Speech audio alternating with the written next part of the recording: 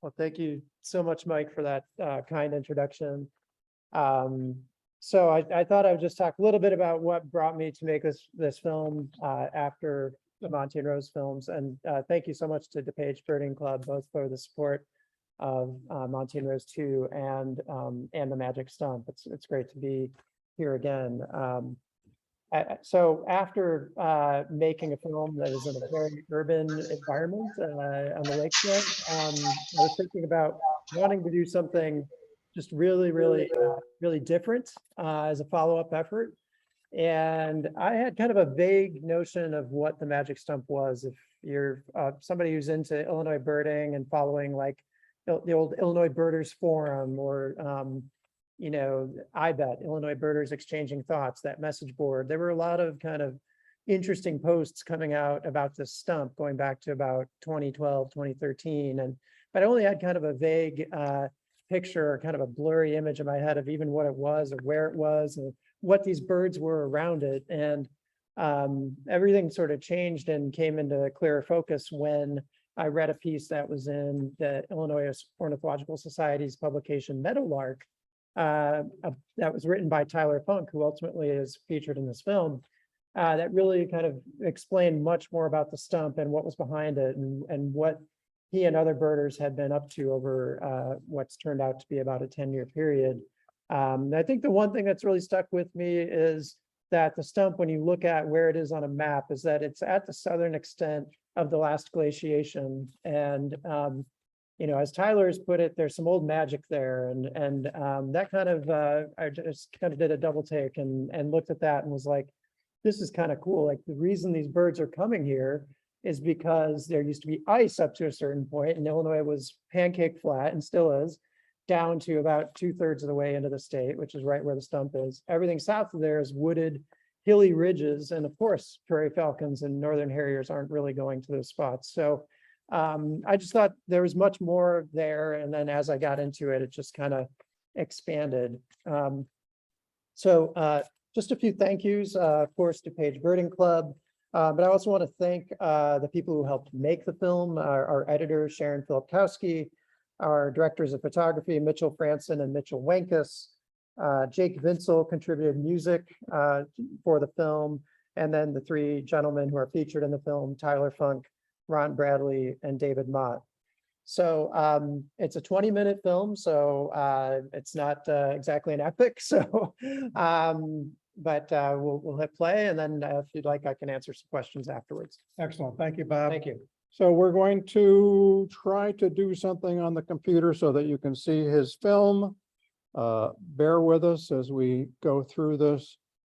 And I'll also note that we are piping the sound from the film through our microphone here, and you're hearing the amplified version at home. If you can't hear well, put it into chat and we'll get the microphone closer to our speakers.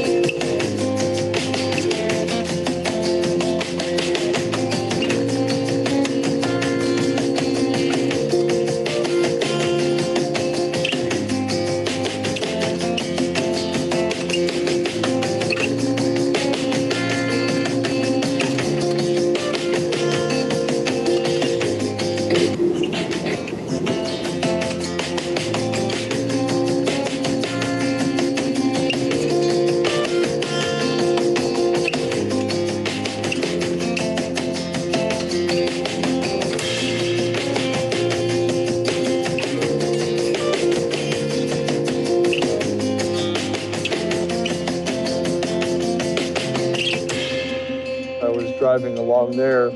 A very large raptor darted kind of left and banking behind me.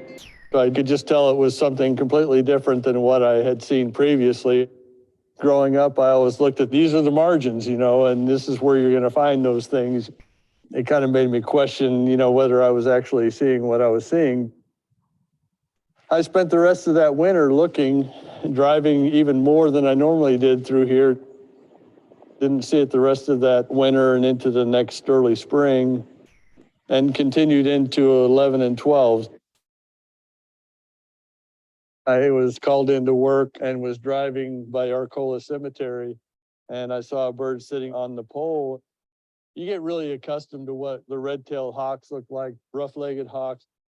It was more that, you know, nice heavy shoulder and triangle look of a falcon. Sure enough, it was a prairie falcon, and took some pictures of it. And then contacted a close friend of mine, Ron Bradley, here in Charleston, and he and I kind of started driving around. Even though he sticks to a roughly about an 8 square mile area in their winter range, they can be so difficult to find because they spend a majority of their time on the ground and not on a pole or a tree or anything like that. So about mid-December, it was located again. And then another friend of ours, David Mott, joined in, and we started seeing it a little more regularly, and just kind of one of those love at first sight types of things, I guess. I really always have enjoyed raptors, and that was such a unique thing that it just drew me in immediately. Prairie falcon's a western species of the falcon and wouldn't typically occur this far to the east. So to have it out of its range, so to speak, is pretty unique.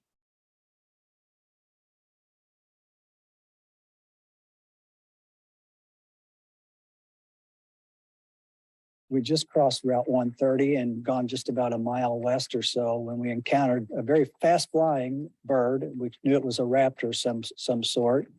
And I had just seen my first prairie falcon in Champaign County just the February before this occurred in December of 2012. And I recognized the color of the bird. It seemed similar to what I had seen in the prairie falcon, but that was going through the back of my mind.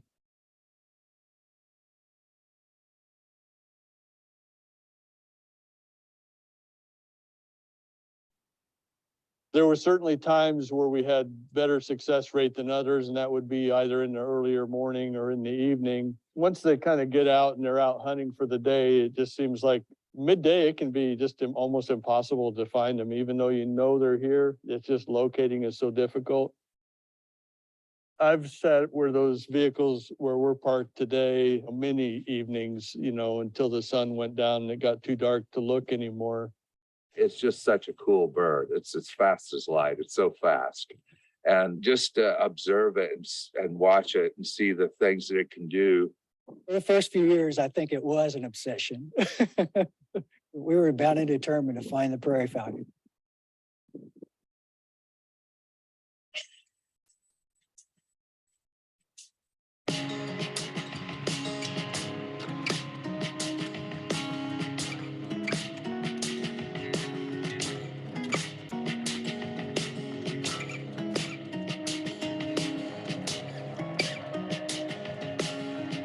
And that really wasn't very long after somebody was like, there's two. I'm like, I just couldn't believe it. I mean, it's odd enough that there's one. And when he said there's two of them, it did serve to escalate things. We just kind of set up coordinates like, and we would contact each other by phone. If we had a sighting, of course, we'd all rush to see the bird.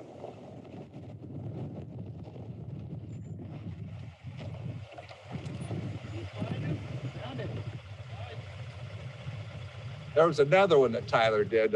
One time he was looking out in the field and he says, there's 2 Merlins at 20 teddies. I'm going, what's a teddy? I had no clue what a teddy was, but he was texting, and I didn't know about how cell phones correct themselves. And I'm looking at my flip phone. I'm going, what is a teddy? I don't know what he's talking about. So from then on, when we talk to each other, we'll use the word teddies instead of yards. Ron and Dave and I we're all, just like everybody else. You got a little goofy side and you like to have fun. And so it just seemed as particularly in 2012, it just evolved. And like Dave Mott was describing, you send a text and you intend to say one thing and something different comes out. It just becomes part of your lingo, you have a Merlin at 15 teddies. It's amazing, instead of 15 yards away or something like that. It just became silly. It wasn't a coordinated thing. It was just a fun thing.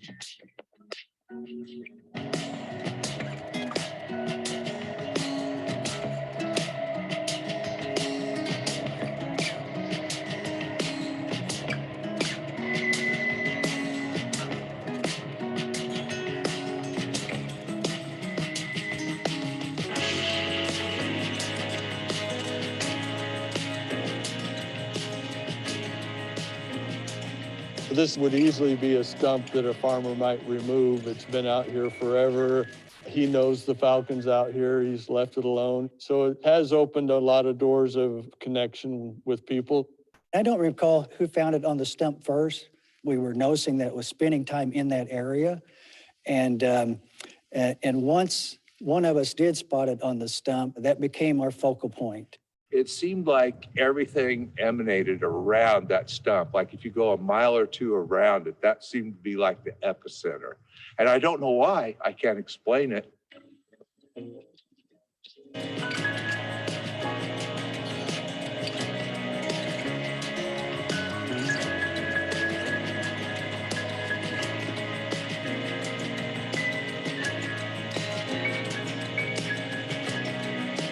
I saw the farmer out here tilling his field and asked if he would mind if I put a trail camera up, and he was very gracious to allow that.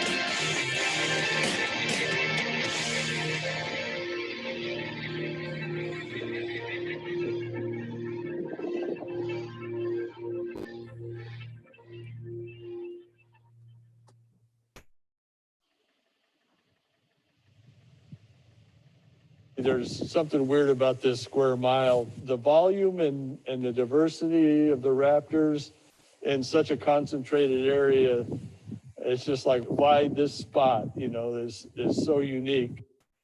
I think I just wanted to be able to learn more and see more without being intrusive, and this just seemed like a natural fit. And that's kind of where that came from.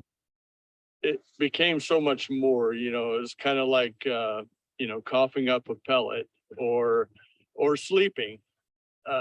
Just to see him that relaxed and catching some sun and getting some shut eye, some interspecific interactions and intraspecific, with both the falcons with each other, and then the harriers and the rough legs interacting with the falcons was really cool. The whole pre-flight checklist thing, I think, is one of those things that kind of sustains me through the project a little bit, because it's so predictable. He'll sit there for sometimes for 2 or 3 hours if it's just the right conditions, getting some sleep. Maybe he does a little bit of subtle preening. But as soon as you see him, you get that wing, and he'll stretch it all the way back past his, his tail feathers, and that same leg will just go right with it, and he'll do both sides, and he'll bring them both back up together. He'll poop, and then he'll go. It was just kind of like one of those things where, he's making sure everything's working correctly and all that stuff, and he's ready to go for the day. Primarily the 2 falcons, and then I didn't capture it here, and very infrequently would a rough-legged hawk even bother with the prairie falcon for whatever reason. They just weren't concerned with each other. Nor was necessarily the prairie falcon concerned with the harrier, but the harrier seemed to have a problem with everybody. I have seen the harriers go after the prairie falcons a number of times. Just buzz them, and the prairie falcons will just rear back and present their talons to the birds. Rarely have I seen them fly away from them. One unique experience was as one of the harriers was harassing the prairie falcon on the ground, a pair of merlins joined they came to the prairie falcon's rescue, so to speak. And they basically attacked the harrier and just pursued the bird relentlessly until it finally moved out of the area. 2 merlins went in and cleared them out in probably 15 minutes, diving at them. And it was a tremendous thing to watch. The merlins would go in and come in and just do a sharp dive real quick, and the harriers would turn up on their backs with their talons. And in about 15 minutes, they drove all of them out of that patch.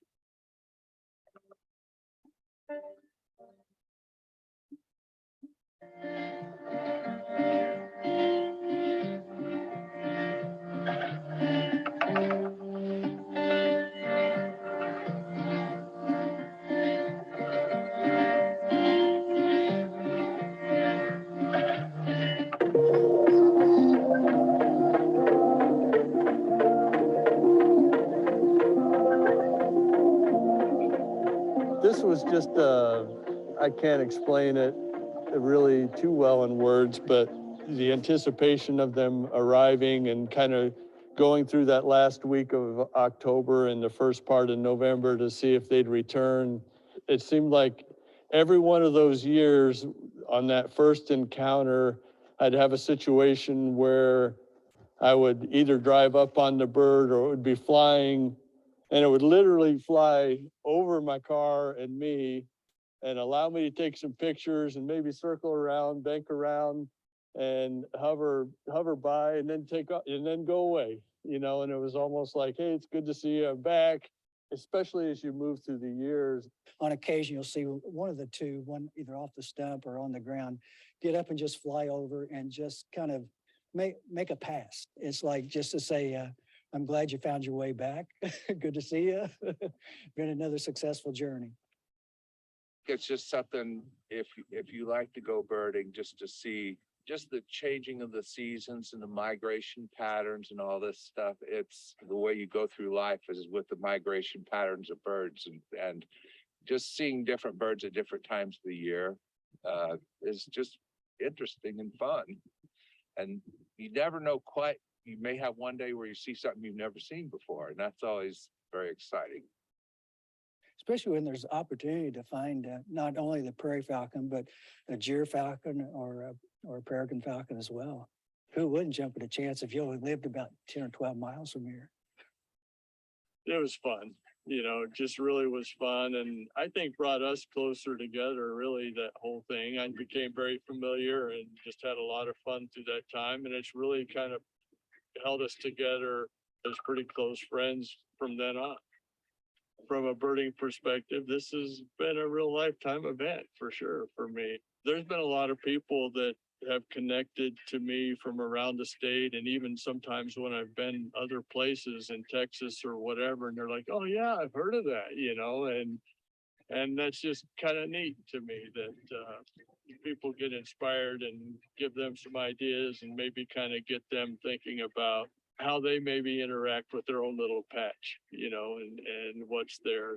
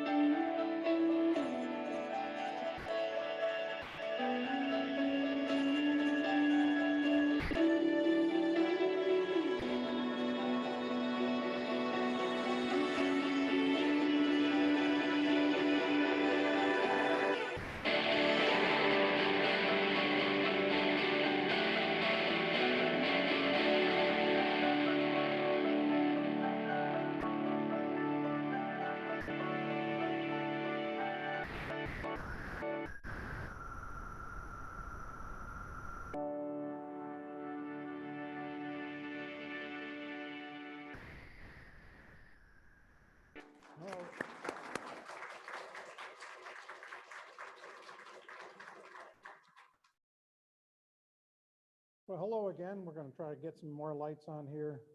Diann, you're going to work on that. Just start flipping switches and we'll see what happens. But not that one. No. So that, Bob, why don't you come on up here and we'll take some questions from our audience. And if you have a question out there in Zoom land, make sure you type it into the chat. So Bob. Well, thank you so much for the kind applause. I just want to say something before we start that does anybody know that all black, dark brown hawk that was shown briefly? You rough-legged, yeah. That was like the first video I looked at that Tyler had provided to me was of that rough-legged hawk, and I have to admit, I know birds that I was like, what is this all? It's like all black hawk. It was a rough-legged hawk, dark morph, just amazing. I've seen dark morph rough-legged hawks, but just never up close like that. And I think just it's a testament to his, dedication to have put up the camera like that. I think it just offered a lens into these birds that we wouldn't have had otherwise. If there's, maybe I'll just start with any questions in the crowd here in person first, and then we can go to Zoom. Yes. Yes. Yeah. Thanks. Yeah, that was Mitchell Franson, and those were shots of the Ambra River And it's sort of spelled like it looks like Embarrass River. It's an Ambra River. And that's actually one of the clues, one of the only clues we have in there as to like some of the mysteries of the stump and why all this is happening in that place. It's the stump is sort of at like a where two river valleys come together, the Ambra and the Kaskaskia. It's sort of on a plateau between those two areas, and it just provides this really vast and wide sort of landing strip for prairie falcons, which they need to find prey. So just another little geographic thing there. Yes. Any notion how old that stump is?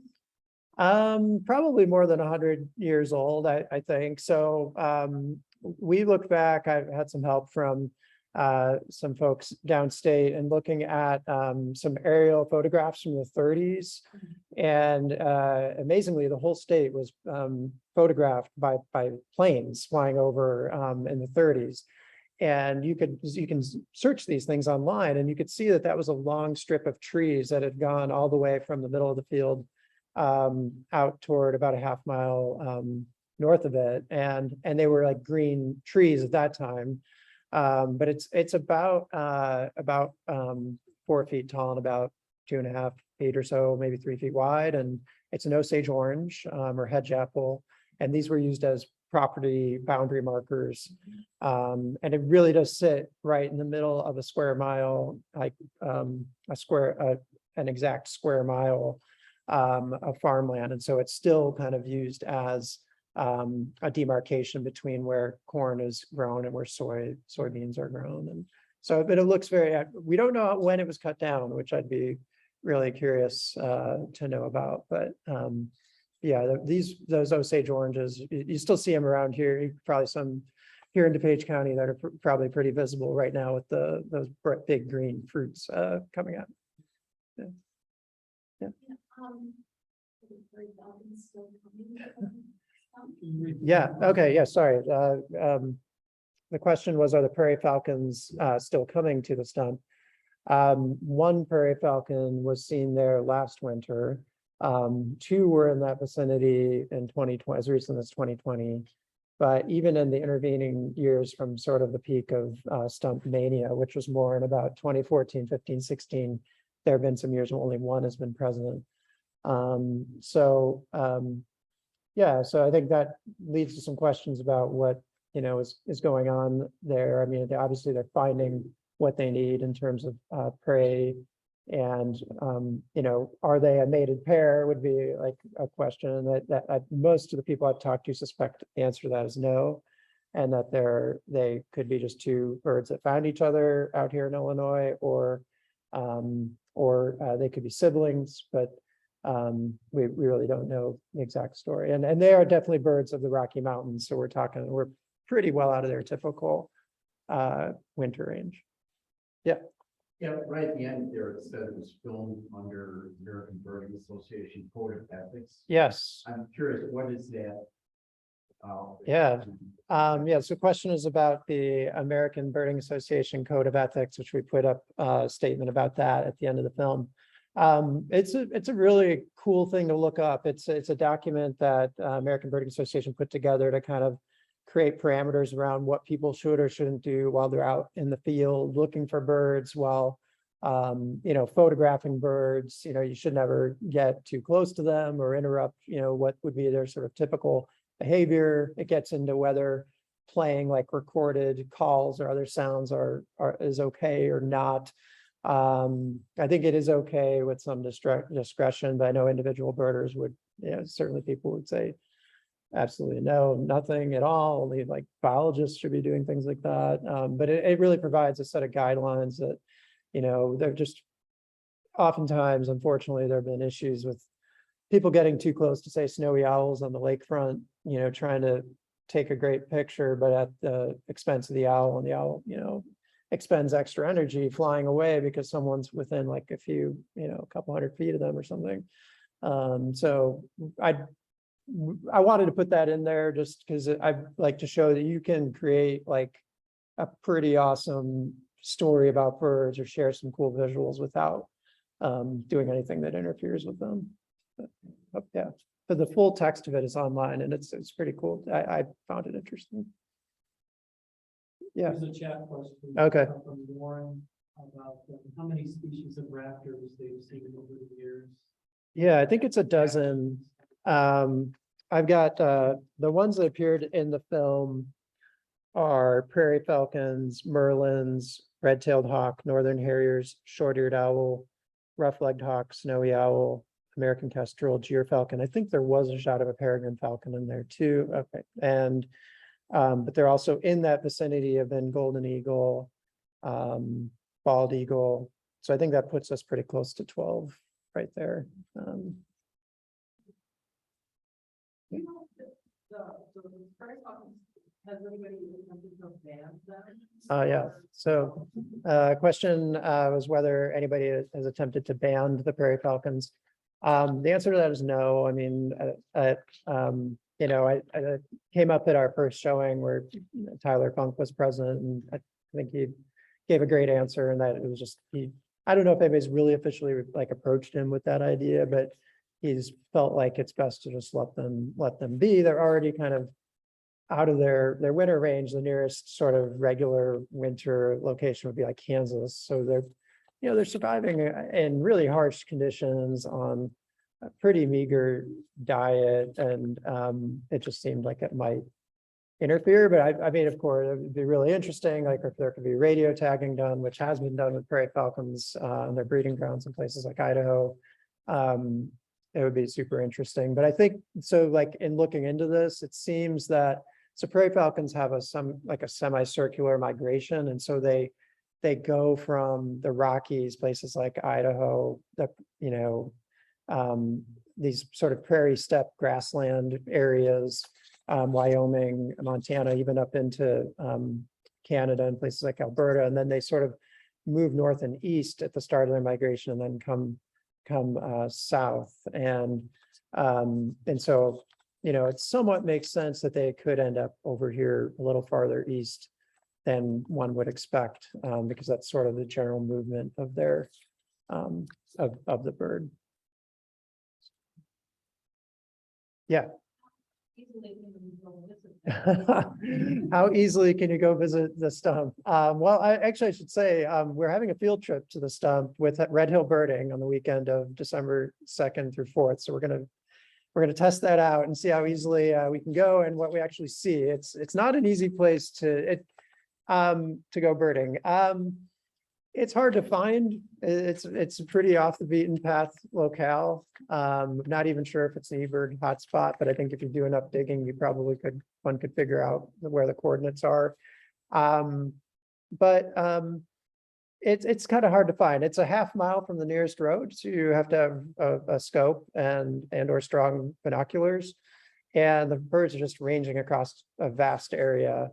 But if one wants to go kind of in the vicinity of it, the neat thing about it is it's not just the stump, but all the surrounding farm fields there are all pretty interesting. And I happened to be in the area about 2 weeks ago and just sort of drove past the field just out of curiosity because I'd never seen it in a warmer time of year, and we scared up like a woodcock and a vesper sparrow. So I mean, there's a lot happening there. There's a lot to it, but but it is on private property. That was another reason I wanted to include that code of ethics, because if you are going to be birding private property, you should talk to the landowner to get permission. Now, we only set foot on that stump field once as part of making the film, but if anybody does go visit, they should stay out on the highways and roadways surrounding the field.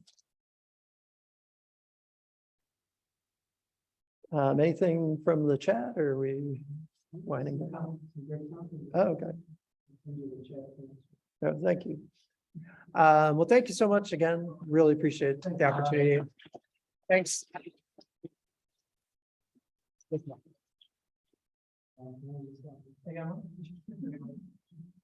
All right, thank you. And now we're going to go on to our next presentation and see if this will work technologically. So I'm going to invite Diann Bilderback up here, who will introduce the team of presenters and talk about the BCN report. So let me know when you're ready to start. I am ready. You're ready to, I wish I was.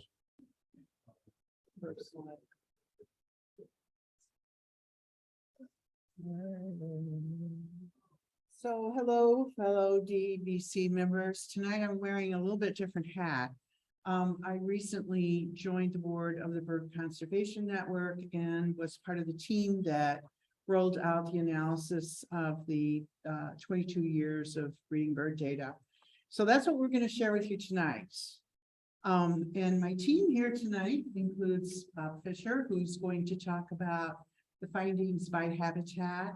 And two of our monitors, Nancy Allured will talk about grasslands and her experience monitoring West Chicago Prairie or no, Timber Ridge, thank you. And Vicky Sroczynski, who will talk about her experience in Woodlands. So that's the team you're going to hear from tonight. And you might even see the presentation if I get. I think most of you are familiar with Bird Conservation Network. DBC is a member and was also one of the funding sponsors of the analysis. So the BCN thanks the DBC for that. And we're ready to go. Yeah, here? and you have to hit that button to go to the next slide. All right. Okay, great. Thank you. All right, so just as a bit of background, the BCN is a coalition of 21 member organizations, of which DBC is one. And our focus is really to be an advocate for bird-friendly policy change and a resource for researchers, for land managers, and conservation partners. So let's talk about the survey. Data was collected by volunteer monitors in the 6 counties of the greater Chicago area, which is quite a large landmass. And it represents almost 10% of the available land. So we have a lot of managed land here in the Chicago region. The habitats we covered were grassland, shrubland, woodland, and wetland. And we observed very strict protocols to collect the data. So volunteer monitors were assigned point counts in their area, usually 4 to 6 point counts, which we asked them to visit 2 times during the breeding season, which is June through early July. Now, in DuPage County, we partner with the Forest Preserve District, and they like to collect a little bit more data. So they ask our monitors to visit 4 to 6 times. So monitors will visit their point counts and then record all the birds that they see and hear in 2 5-minute segments. And that's how the data is collected. And there are certain timeframes in the morning. So there's very structured process. And to be included in the survey, there had to be a minimum of 10 sightings of these birds over the 22-year period. A little bit about the methodology. We hired a professional statistician to analyze the data. And one of the things that she did was calculate a confidence level in the findings. So in this example here, the common yellowthroat is showing a 5.1% increase over the period. And the confidence level is plus or minus 0.5%. So that's a pretty high confidence level that finding is accurate. When you look at the mockingbird, that is also showing some growth, but the confidence level is a bit different. It's plus or minus 3%. So that shows that we maybe didn't have as many sightings as we needed to have a higher confidence level. So you'll see that kind of data referenced throughout the slides that follow. We also referenced another BCN document called Birds of Concern, which is a map of birds of highest priority conservation concern. So level 1 would be highest priority bird. And it's interesting to note that the data tells us what is happening, but not necessarily why. And so we consulted with biologists, ornithologists, our own science advocacy team and published research to develop some hypotheses around what we were seeing in each of these habitats. And that series of hypotheses are summarized in a 13-page document that you can find on the BCN website called the Birds of the Chicago Region and the Survey Data. So that's out there if you want to have a look, and we'll share some of that with you here tonight. So part of this process was that so many questions were raised, and you'll see some of these questions here. And we're hoping that researchers will take a look at some of these and pursue them, because I think they're interesting questions. So what is the value of this data? I mean, it's a treasure trove of data, and we were gratified to have some validation of that from Chris Wood at eBird, who said that he was not aware of any survey of the duration or the scope as we have done here in the Chicago region. So he felt that that was a very interesting data set. And so we're hoping our land managers will use it as they're planning their restoration and efforts to manage habitat. And we're obviously eager to partner with them. Same for any researchers who want to pursue. So what are the findings at a top level? First and most important, I think, is that the Chicago wilderness region is really a stronghold for these breeding birds. We have an impressive green space here, a lot of land that is managed for wildlife, and it's clear that there have been successes there because our birds are doing pretty well. Of the 104 bird species that we were able to track, 56% of them were either stable or increasing. So that's a pretty good percentage. And compared to the rest of Illinois at 37%, we're doing pretty well. Of course, Illinois is highly agricultural, so you're not going to have the kind of managed habitat we have here. So that, I think, is important as a region that we have something special here. And the other top level finding is that proactive land management works, and it's working for many of our bird species.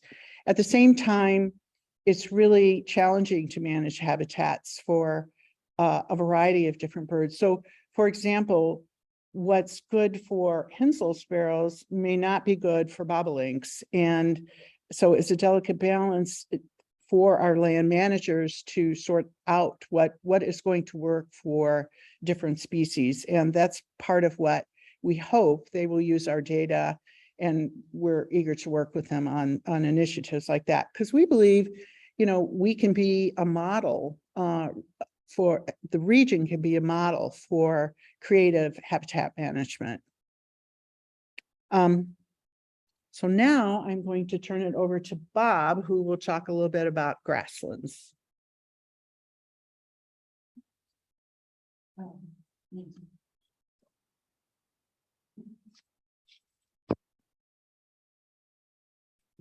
have to put on my glasses because I can't read the screen. Well, maybe I can read that screen. So I won't put my glasses on.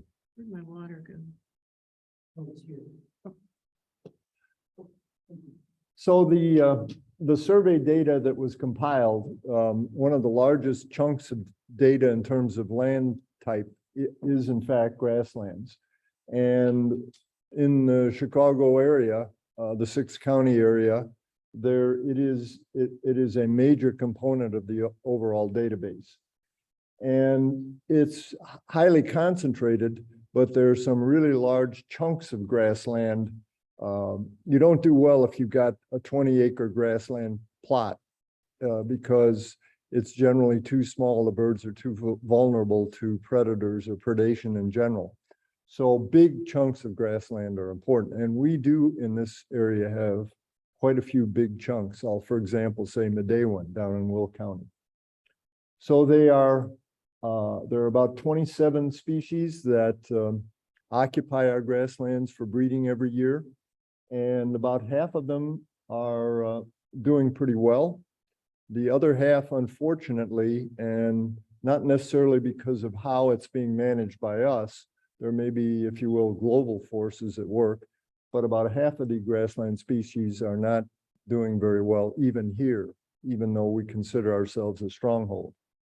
So there are a total of 13 birds of concern within the region that depend on our grasslands to breed and raise young. Henslow sparrow is in fact a imperiled species. I don't remember the exact class right now, but we are a population source for Henslow sparrows. Over the rest of their range, that species is declining. In the Chicago region, that species is increasing. And which one do I hit? Far right? Right there, okay.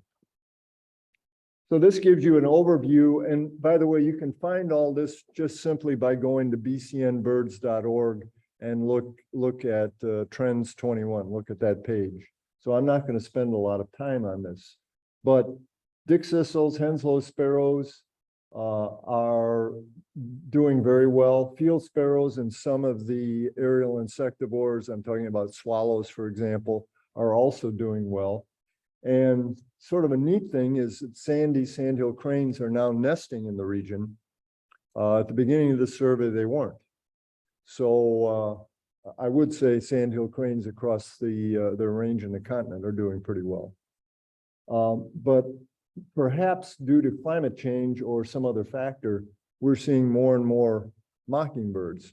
And what that really means is we don't know if that's because we're doing something right or because there's a gradual shift northward of that species. And there's some other examples that I will use when I'm talking about woodlands. But unfortunately, there's some of the traditional grassland species which are in fact declining. And bobolink at this moment is probably the poster child. Within that, though, it's interesting. Some large grassland sites are experiencing increases within the region. Other grassland sites are telling us that they're seeing very few, and in a couple of cases, no bobolinks nesting. And that may be related to the management practices at those sites. So you've got a issue about protection and restoration for grasslands, which basically means that we are really important, and how we manage short-term and long-term will be a really important, will become a reservoir, if you will. And you think we're talking about 6 counties, but Diann referred to the large scale of the natural lands in this area. And I think it's about half grassland habitat. I may be a little high on that. So what are the questions that we ask? Why are bobolinks declining? Well, they're not declining at every site. They're declining at some sites. There's a theory out there that bobolinks may require more active year-to-year management of the site. Conversely, Henslow sparrows may do better if the site is neglected from one year to the next. That's a hypothesis at this moment. So there are issues like the tall grass versus short grass. Why are we seeing more dickcissels? That's an interesting question. How are kestrels doing? Why are upland sandpipers disappearing? And we don't have any answers to those questions. So there are some questions regarding the management itself, and particularly the invasive plant species that take over grasslands very quickly if you don't actively root them out. Nancy?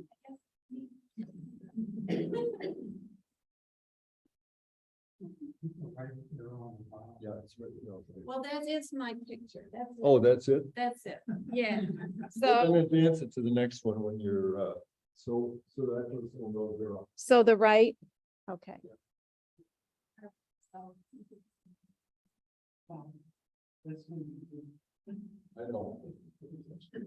right. Okay, so I am probably one of the least experienced monitors. And so I'm going to talk a little bit about jumping in and actually doing the monitoring job. And what I realized is they had certain points or certain forest preserves that no one was set up to monitor. So I figured, well, what do they have to lose by giving me a chance? And I learned on the job. So 8 years ago, I signed up and I started at Timber Ridge Forest Preserve. And 2 of my points are in the Grassland area. And Henslow sparrows is a very special bird to me because it was full of them. So that was exciting because it was also a life bird for me. Being so new, some of these were life birds. So in addition, Dick Sissels was another one that we had at Timber Ridge. And sedge wren in one of the points was a little wetter than the other. And so that was exciting. What I'd say is that you really get to learn a site. You really learn, what to expect, but you also learn what is new. So all of a sudden you hear something different.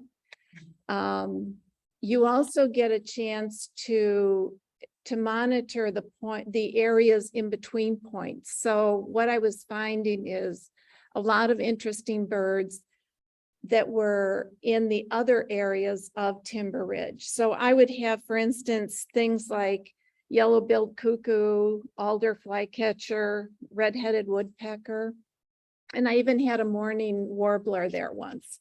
And then you of course have all the regulars, the warblers moving through and tanagers, etc. So that was also a treat. So for me, learning on the job, but also really getting to know a site and knowing when something sounds a little different, and that it might be something exciting to find. I will say that after 3 years, they moved me to West Chicago Prairie, and I've been there for 5 years as monitor. And this year, for the first time, I found Henslow sparrows. So that was really exciting. And I don't know if others have had before my time had Henslow sparrows, but that was my first time in 5 years. So that was exciting. So that's my piece. What Nancy just talked about, it's actually true that, let's say 15 to 20 years ago. I don't- Bob, I think you need to talk here. That's right, I forgot there are people out there in Netherland or Neverland. Yeah. Henslow sparrows basically were very uncommon 15 years ago. So why they became more common, I don't think there's a clear and specific answer to that question. But the fact is that whatever we're doing, it's working. And that's a credit to the land managers of the Chicago region, the forest preserve districts, et cetera. And it's also a credit to the people who go out there and find them. Would you care to imitate a Henslow sparrow song? No. I will attempt it. Slick. That's it. That's it. Slick or slick. I guess I should emphasize it a little more. So you got to have pretty good ears to pick up a slick. So what about the interface between grasslands and woodlands? Shrublands. That is a tension zone that is not stable. It's very difficult to quote unquote maintain a shrubland. It either wants to be a grassland or wants to be a woodland. So the shrubland species are pretty much opportunistic. They'll go and find shrublands. So they're not as loyal, you might say, to a specific location to nest from one year to the next. And they're pretty adaptable and they will find shrubland habitat. Most of the shrubland, more than half, including that brown thrasher, are stable or increasing in the region. I'm not sure that's got anything to do particularly with management. That may be just more of an illustration that for whatever reasons, as our shrublands ebb and flow, these species are adapting. They're doing better than anywhere else in Illinois as a group. And if you drive through Illinois, if you saw those pictures that Bob showed, you can see why. There are no shrublands. There are no ditches anymore with shrubs growing in them. Farmers farm right up to the road. So a whole tens of thousands of shrubland acres has been eliminated from the industrial agricultural landscape.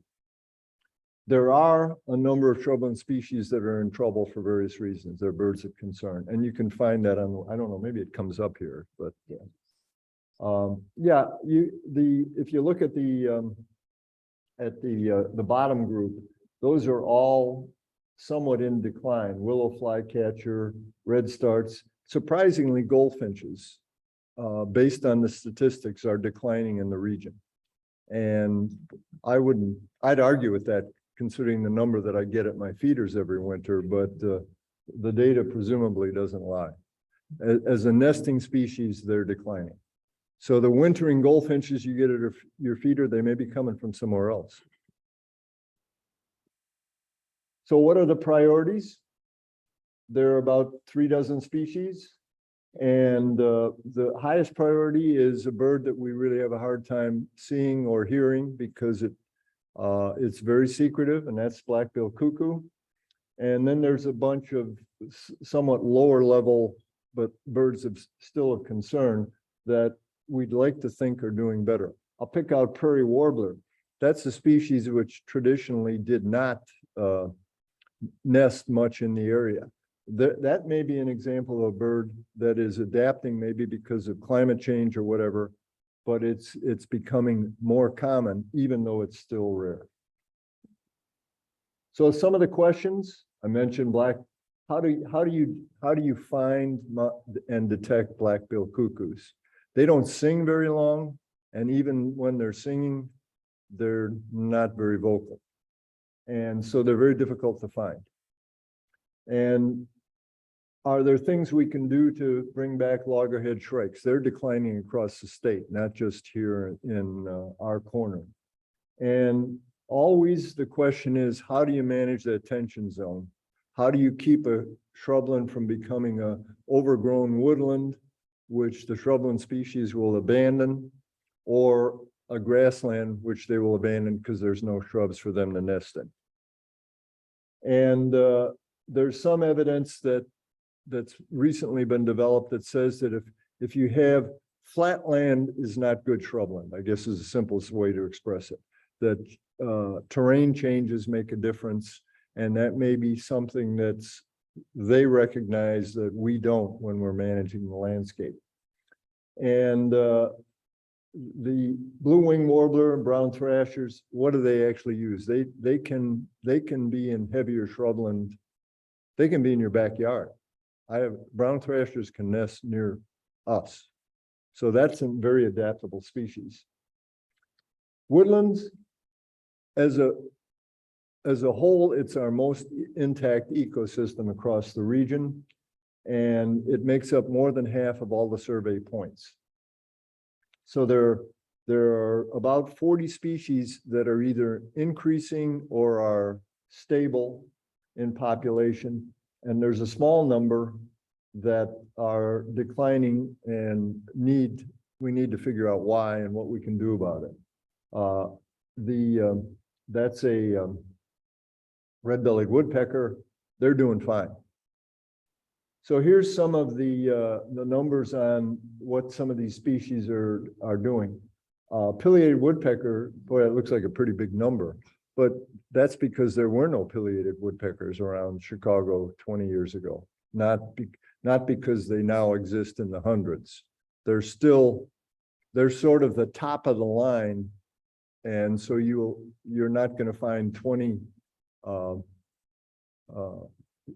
pileated nests in an area you might find 20 downies if you look carefully. So you've got a bunch of different things going on here, which are beyond the scope of today, but basically woodland species are adapting perhaps also to climate change. And at another time we can talk more about that. But the good news is we're doing some things right for woodland species. Unfortunately, probably you heard Joe talk about planting understory shrubs. So some of these species, particularly, for example, ovenbird, they nest on the ground or very low. Wood thrush is another one. Deer browsing on native species eliminates habitat and protection for those two low-level nesting birds. So they may be subject to more predation because we have an overabundance of deer and have difficulty maintaining an understory. The project that Joe talked about is going to be an example of, can we not only plant it, but can we keep it there? Can we keep it from being browsed down? So some of the questions, a weird question. Why are we seeing more chimney swifts in woodlands? They nest in hollow trees, but the birds we're seeing are probably not. Maybe they are, but we don't know. So we're going to embark on a little project to see if we can figure out where the chimney swifts are nesting. I mentioned wood thrushes. I mentioned the understory. What's causing range expansion? Summer tanagers, which were unknown around Chicago 20 years ago, are now relatively easy to find. And that's a more southern species that may be moving north. And the other big question is insect availability, and Cooper's hawk increases. Is that a problem or not? And of course, DDT or other insecticides which may be affecting the arboreal species. So on to the next speaker. I have no pictures. Send me some pictures from bird wandering. I was like, and it turns out all the birds were blue. I got it. I started monitoring in 2005. I've been birding for about 4 years, and I had such joy from birding that I wanted to give back something to the birds. And I love recreational birding, but locally it can get a little repetitive, and I wanted to do something a little more purposeful and like see if I could elevate my skills and just do something a little more useful. So I told Cindy Hedges, please just send me wherever you need me. And she has. So over the last 17 years, is that? Oh my gosh. I've been at 8 different preserves, 6 of them mostly woodland points, 1 grassland area and 1 wetland. And I have to tell you, we need bird monitors.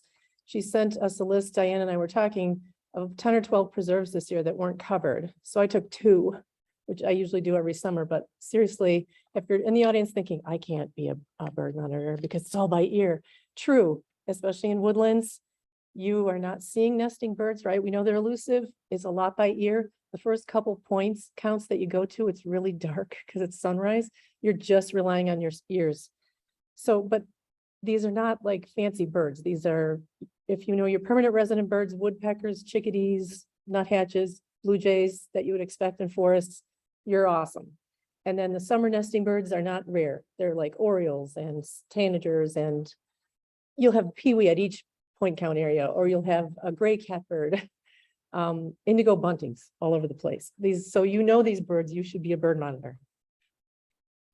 So the lowest level of breeding bird proof that we look for is a singing bird. So this is probably the blue grosbeak that's been for the last 3 summers at Waterfall Glen. How do I know it's the same guy? I don't, but I presume it is. There's a MAPS banding site not far from where he has his territory, and these mist nets have been set up for 30 years. So sometimes we were recapturing. I got to volunteer and do this one summer. Previously banded birds, and we could tell how old they were because we could look up their band and see, oh, this bird was banded in 2018 and it was 2020. So a 3-year-old indigo bunting's middle-aged, right, for a songbird. So we know that these birds come back to the same couple areas, a couple acres to nest. So if we manage them well, we'll continue that success. So singing blue grosbeak, they're not shy. They sing constantly all morning. That's our lowest kind of proof of breeding activity. Nest with young, a cute couple of tree swallows. Oh, this was a baby blue jay that had just been fed by an adult who was too shy for me to film him. You could tell his beak is still messy. But this is one of the delights of bird monitoring is you do the first couple weeks, all you are hearing is birds singing. And then by the end of the 6 weeks, you're seeing some babies grow up. So it's just so much fun. Oh, and this bird obviously made it out of the nest so that dad is feeding his bluebird fledgling. That was St. James Farm. They're so obvious bluebirds, right? They're not hard to find. And that was I don't know, I shouldn't have said this about, that was a migrant at Waterfall Glen, cerulean warbler. I really hope they're in some of our oak woodlands. I think they get really overbirded and we know they're in serious decline. So I hope they're in some of our preserves.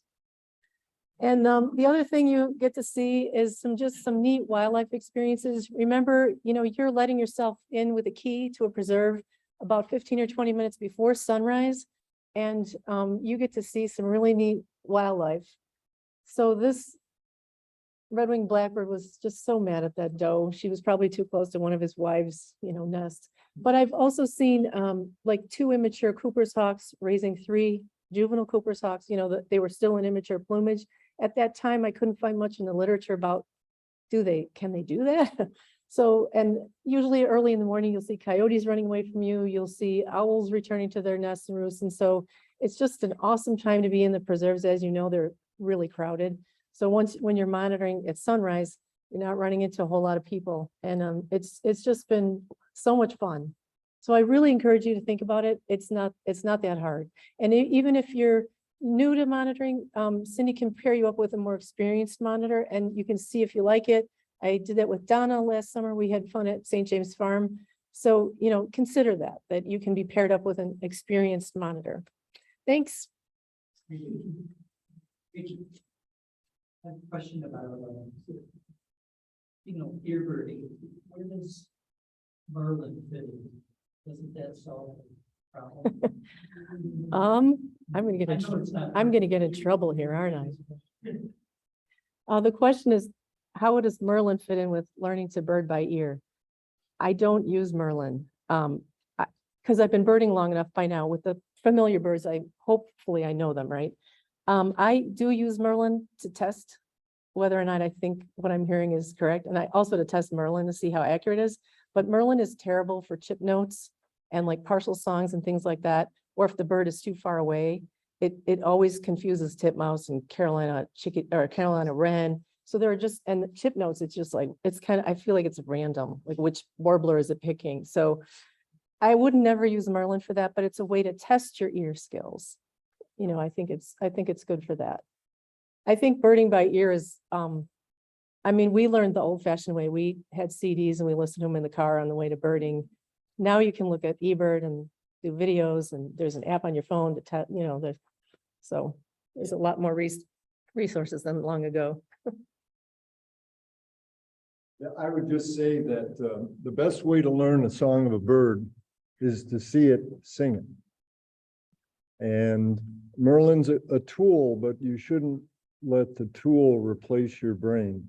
Learn songs by seeing a bird or you'll hear a pee-wee and then you'll see the pee-wee. You won't forget that's a pee-wee. Even though next time you're there, you may not see it, but you'll hear it. Actually, you don't even have to worry about seeing it because you heard it.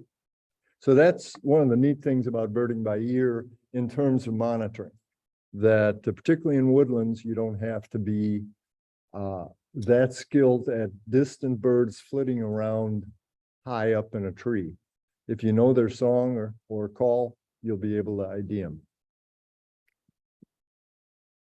So wetlands is the fourth and final broad habitat. Frankly, it's the hardest area to monitor, and as a result, the data that we've compiled is less extensive than it is for the other three. Nonetheless, some birds, some wetland birds are doing okay, about 20 plus species. And then there's another 16 that are just too hard to find or hear. Again, hearing is very important for them. And so they may be there, but we're not necessarily there at the right time. And then there's some wetland species that do regularly breed in the Chicago area, but their numbers are simply too low for us to get any viable statistics. We can identify their presence, but we really can't develop statistics that say this species is doing well or doing poorly. I will say just very quickly that Cornell just issued an update to the 3 billion bird report. And interestingly enough, because of broad scale efforts on wetland restoration, wetland species actually are, on a national scale, are doing better than the other 3 habitats. So that's a piece of good news. That, by the way, includes duck species, and duck species that, for example, would include all of the work that Ducks Unlimited did to preserve prairie potholes, so the pothole ducks would do well. So I talked a little bit about this. Sandies are surprisingly non-specific in where they don't nest in trees, but much beyond that, they may nest in a very wet area. They may not. They may nest in drier shrubland brush, if you will. So the general feeling is that, for example, black-crowned night herons, there used to be a big colony of them down in Lake Calumet area, and it's gone. Now there's a big colony at Lincoln Park Zoo. Lincoln Park Zoo. Why they chose to go to Lincoln Park Zoo? Maybe they're the birds that came from Calumet, who knows? But it's just strange. That's a very unpredictable species. So what are the priorities? We're losing wetlands. And certainly from a management standpoint, we should hang on to every square foot we can of wetland habitat within our region. And it should also include restoration of existing wetlands. And you'd think you could just leave them alone. You can't, because they're so often isolated. So in a bad year, maybe like this year, they can dry up, or in another year, they can be way too wet because of too much rain. So restoration and management of wetlands is difficult, but very important. So what do we want to know? Again, I just referenced it. I should be looking at the slide before I speak. And why or what is happening with black-crowned night herons? I actually would be fair to say nobody really knows. At one time, they were pretty common, nesting in a wide variety of areas across the region. Now they're not. But yet there's probably 30 pairs of black-crowned night herons in the Lincoln Park Zoo, Children's Zoo. And you're be careful walking underneath them, I might add. So back to Diann.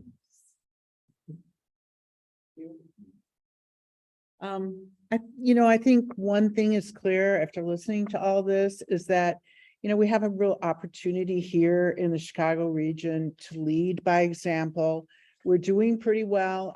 Our birds are doing pretty well. We have a lot going for us. We have a large and committed force of land managers. We have an active conservation community. We have a large team of dedicated volunteers. And for the most part, bird-friendly legislators. So we have a lot of positives working for us, and programs like Lights Out Chicago and bird collision monitors, cats indoors. These kind of programs are good, and they lead the way.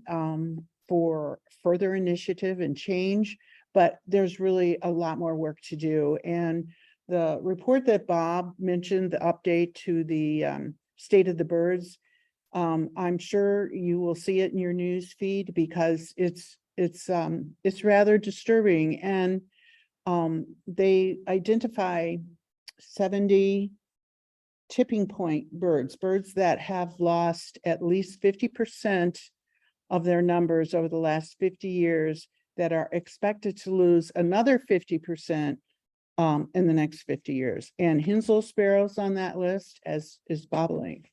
And here we are and with our large grassland habitat. So, I mean, again, we just have a neat opportunity here in the Chicago area.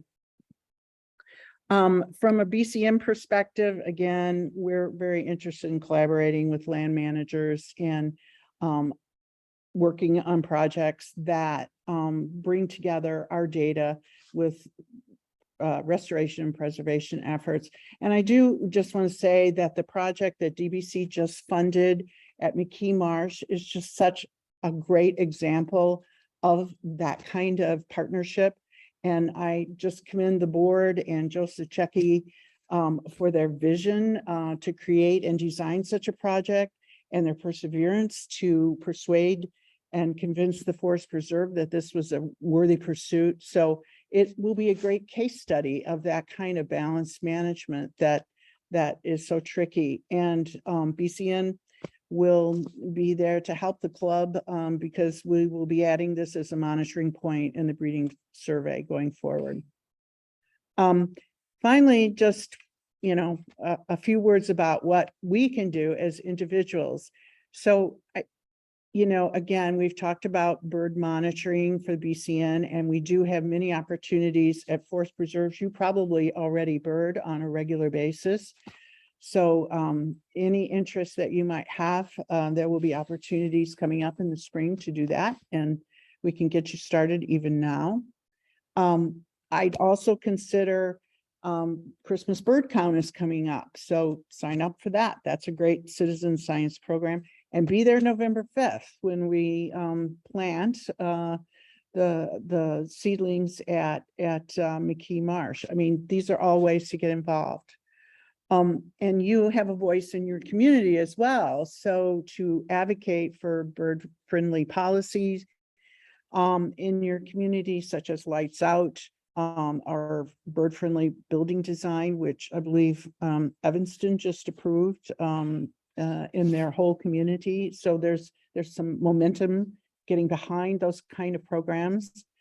And then, as a voter, vote for referendums that support your forest preserves and protect natural lands. And finally, in your own backyard, we all know that there are things that we can do with the use of pesticides. If you have windows that birds are striking, there are easy fixes for that. And, be a bird-friendly homeowner as well. So that's really kind of wraps up our comments tonight. And, as a closing comment, I'll just say, you know what?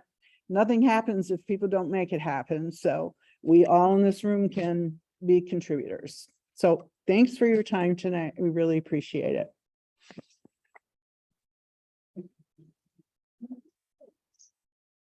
Is there any questions for any of the team speaking here tonight?